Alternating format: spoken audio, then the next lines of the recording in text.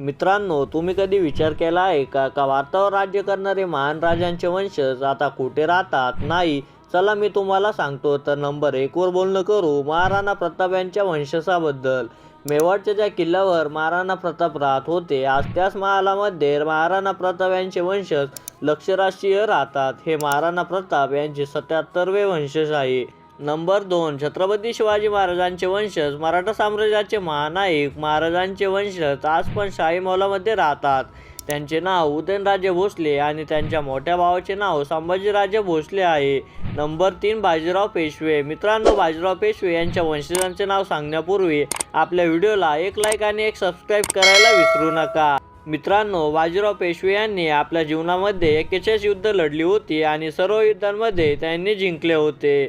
आज त्यांच्या वंशाला कोणी ओळखत नाही. बाजीराव पेशव्यांचे 10वे वंशज विनायकराव पेशवा हे एक सामान्य कुटुंबासारखे जीवन जगत आहे.